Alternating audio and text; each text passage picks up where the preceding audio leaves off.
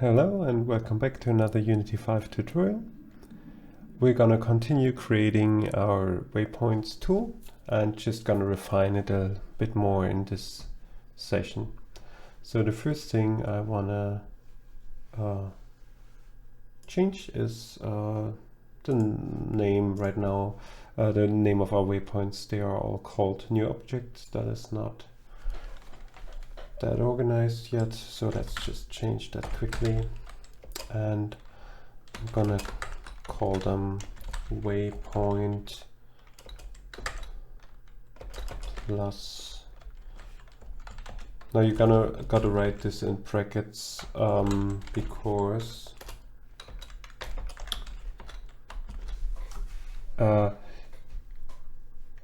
we said before that the waypoints, the label is taking j+1, our iteration variable. So we got to do the same here, and in order to print it out correctly or render it out, we need to have this in brackets, otherwise it will just write waypoint, the count, and then plus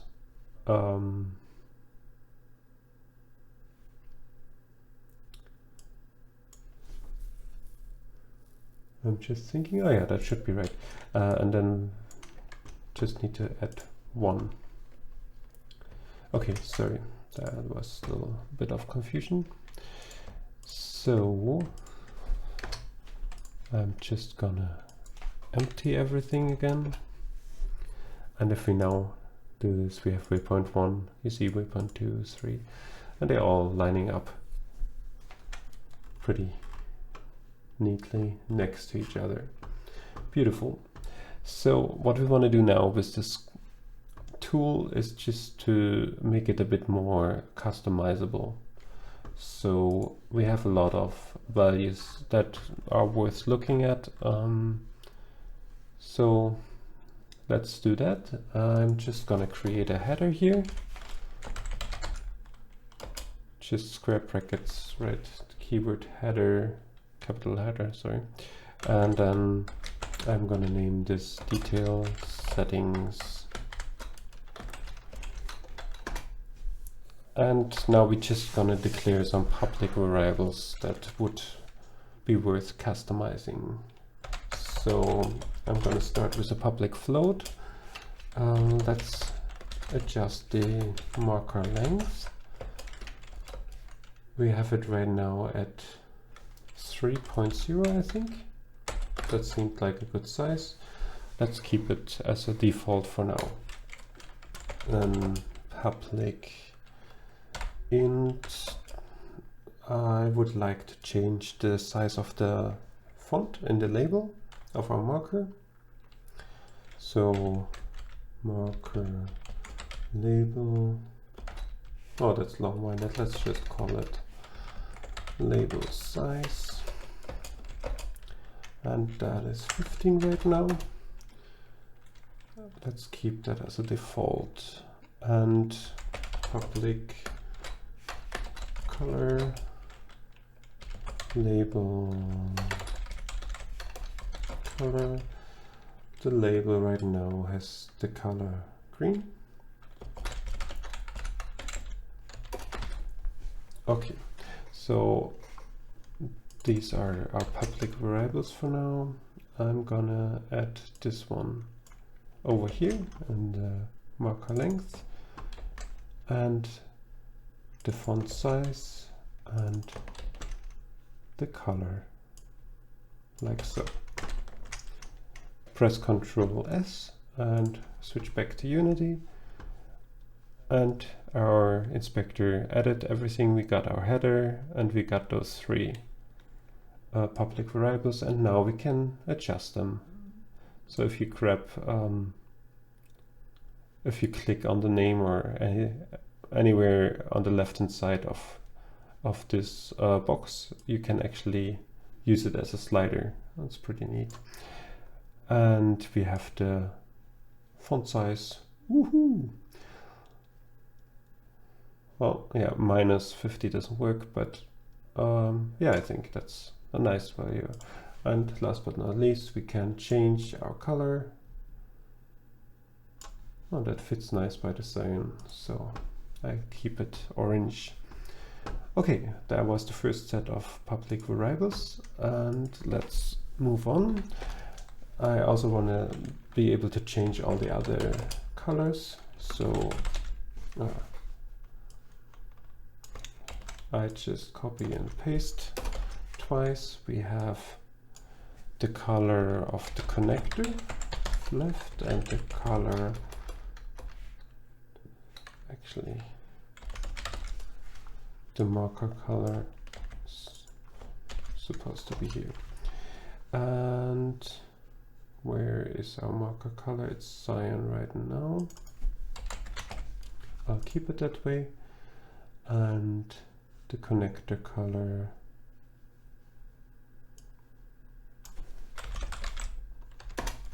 is blue right now.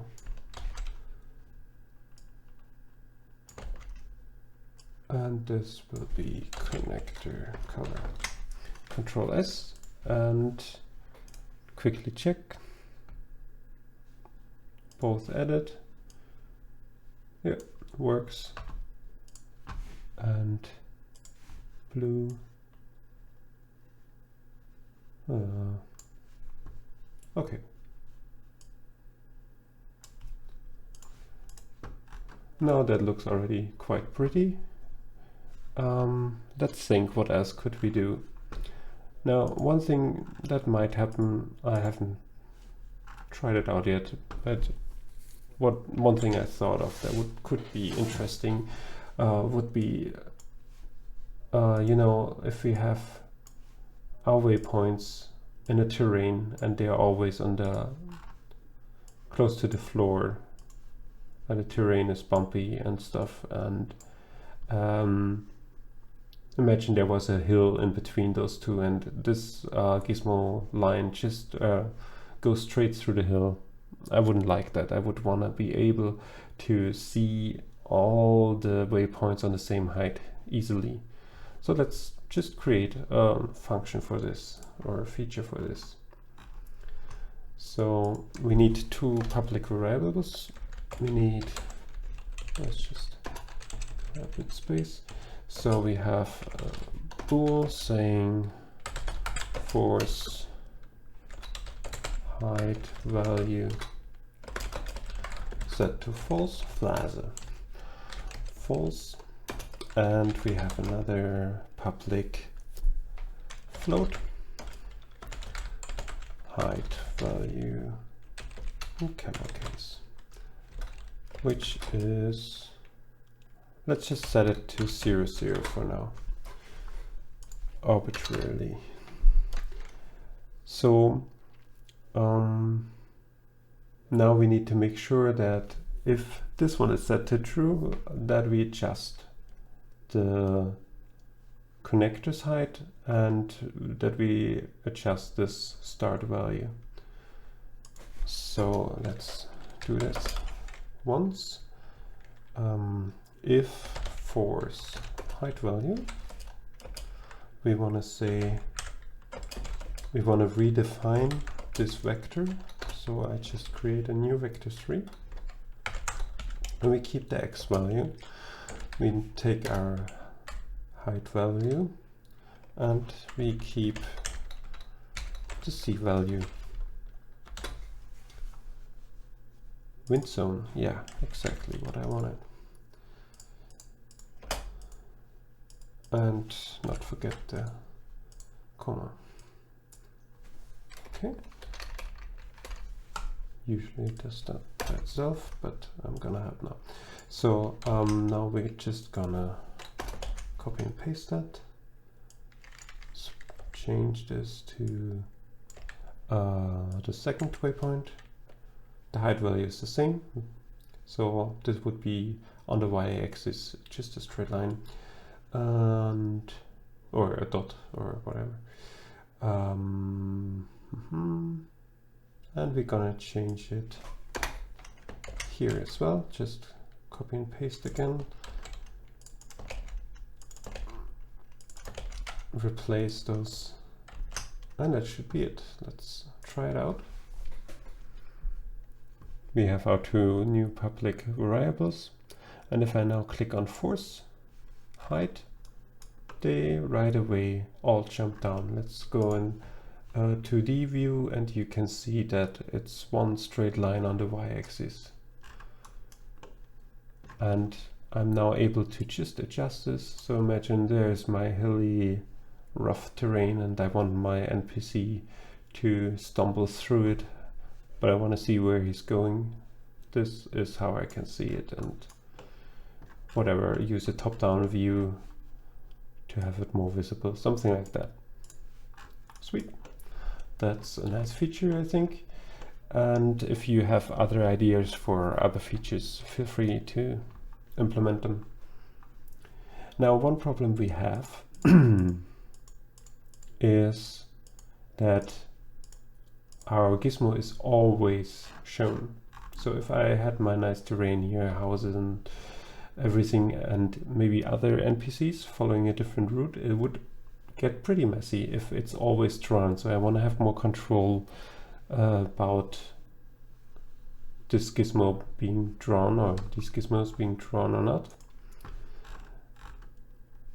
And one thing we could do is just add a selected here. And what it does,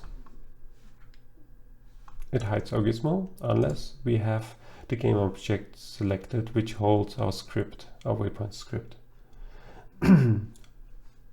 So this is nice, but I again would like to have some control about this. So let's add another public variable on top. I think this is more than just a detail setting. This is a bool. I call it draw gizmos always with one L. And I set this to false by default. So now we need to decide when to do this and when not. So I'm just gonna recreate our onDrawGizmos function. And additionally to that, we create another private void function called draw custom gizmo.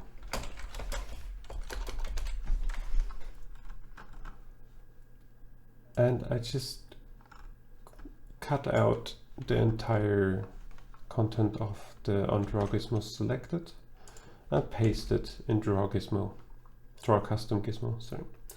And now there's not much more to do than if draw gizmos always. Inside our onDrawGizmos function, we say if draw gizmos always draw custom gizmo. And we can copy and paste this and just put an exclamation mark in front. So if this is not the case, then only draw it if it's selected. Let's test. Here we got our button. So now if it's always if it's always drawing, then we always see our tool, our gizmos. And if I uncheck this, now it is always gone except I click on waypoint, which holds the script. Now this creates problems since we don't want it to vanish if we select one of the waypoints. And there are probably different ways to fix this. I know there's a gizmo type for that. Something like that would need to be in an editor view, editor script. I just actually didn't get it to work. Something like in, how do I spell that, hierarchy hierarchy selection or something like that. So if you know how to use those gizmo types, I don't know, I didn't get it to work. Feel free to post a comment and explain the thing to me. It would be a big help. We're gonna do a bit of a dirty fix for this problem. I just create another script, a C# script within the scripts folder. I call this parent show parent gizmo. Let's open that up in MonoDevelop and just delete all this. And now we just need a void on draw gizmos selected. Remember, that's just a mono behavior function we're using here. And okay, move back to waypoint script. Now what we can do is just say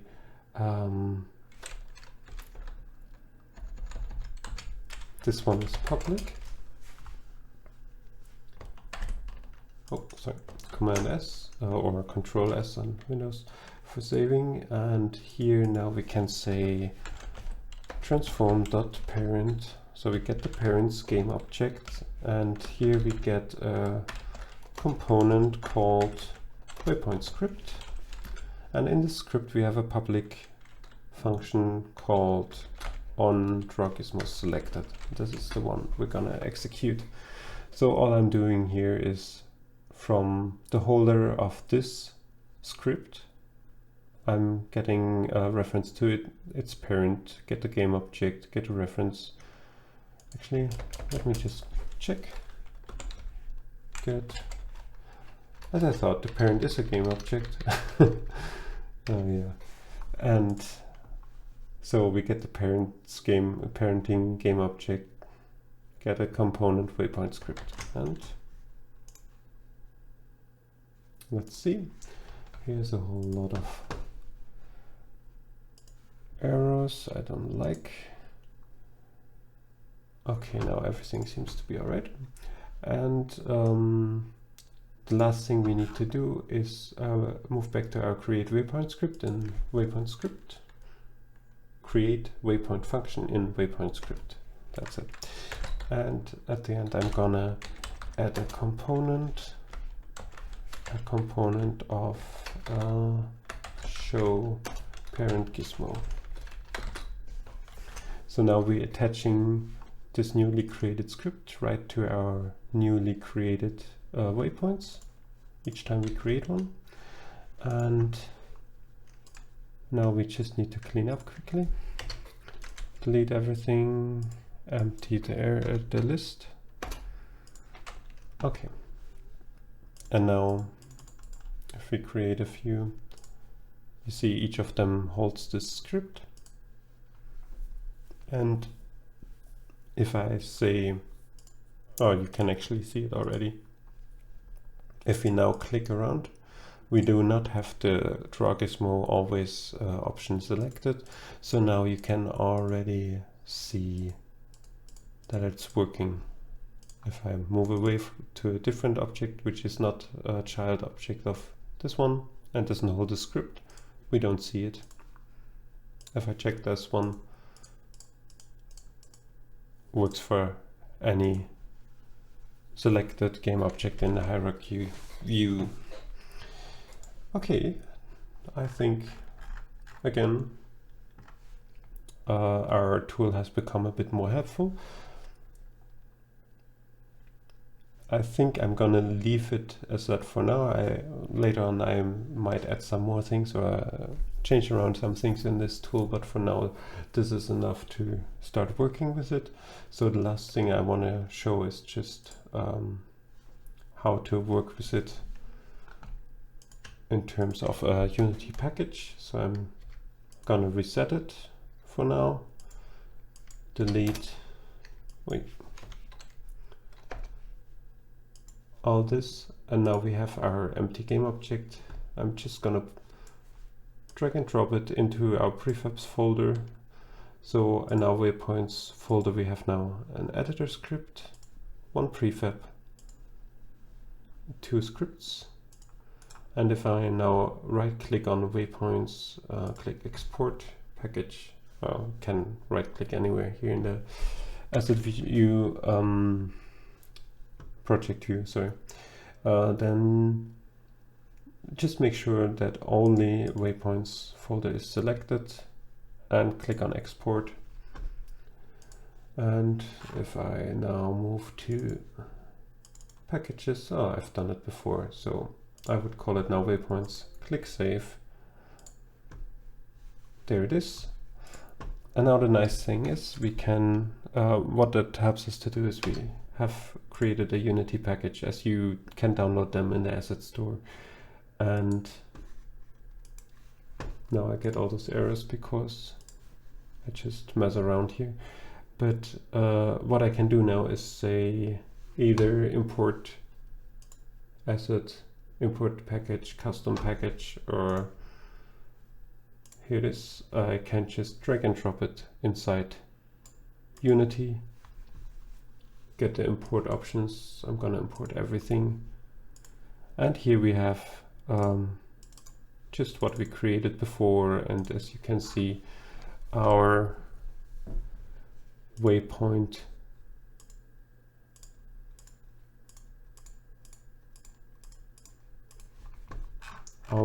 tool is working. So I hope you enjoyed the session. I hope you can use this tool. Thank you for watching, and yeah, see you next time in another tutorial.